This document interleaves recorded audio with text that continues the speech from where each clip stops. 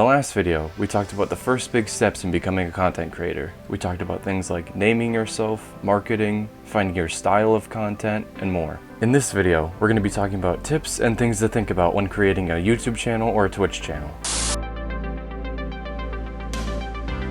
First off, people often ask content creators what their key to success is, and 9 times out of 10, they say consistency. The biggest thing you can do to set yourself up for success as a creator is to create a schedule to keep yourself on track.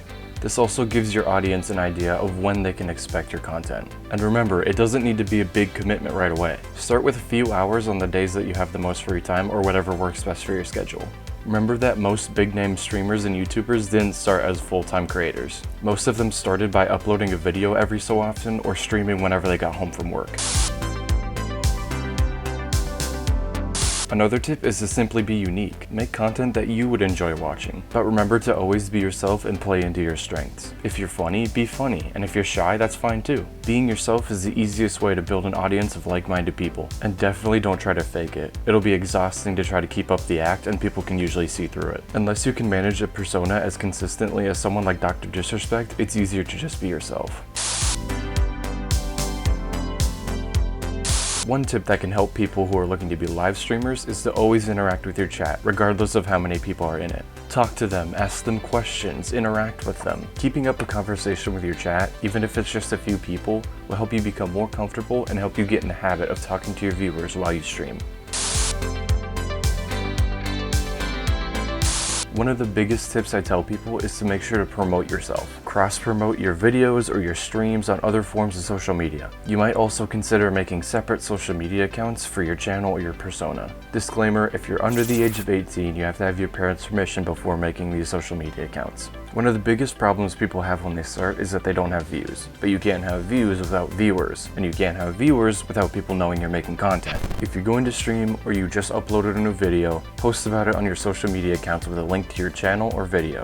Post it on your Snapchat story, Instagram story, Twitter, Facebook, wherever. Another great way to gain viewers, believe it or not, is through TikTok. TikTok's ability to reach new people is incredibly impressive, making it a great way to market yourself. Posting clips and highlights of your content is a great way to show people what you have to offer. Another tip I would give is to actually use clickbait. I know how that sounds, but hear me out. I'm not talking about clickbaiting through false advertising. I'm talking about using flashy thumbnails and catchy titles to get people's attention. For example, if you're making a story time video about the time you went to the store with your mom and got lost, don't pretend it didn't happen. An appropriate clickbait title could be something like, "The time I got lost," "The scariest thing that's happened to me," or "The time my mom left me."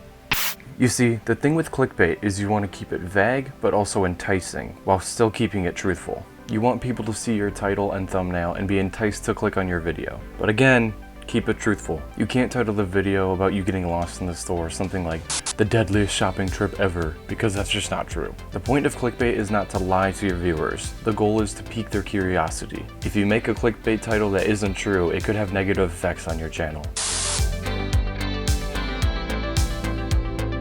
The final tip is to focus on it as a hobby. If you're looking at doing content creation as a source of income, you're probably going to end up disappointed. It can take a long time to build a strong community that's willing to support you financially. And ad revenue is typically based off of views, so you'll need consistent viewership to be able to make any sort of money off of that. It takes time to develop a community. Some people are blessed with rapid growth, but they started small too. Household name Ninja started streaming in 2011.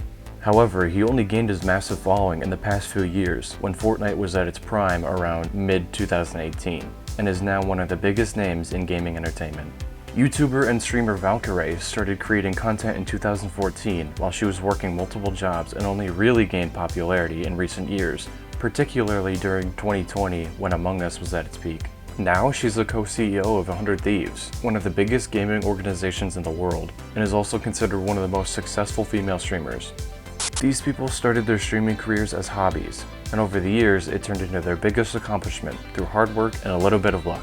Make content creation something you enjoy doing, and maybe someday you'll catch your big break. And if not, at least you'll be doing something you love. With that said, these tips should help you get started on your content creation, and keep you ahead of the curve as opposed to people blindly jumping in. Good luck and make sure you have fun with it. As always, thank you for watching. Take care.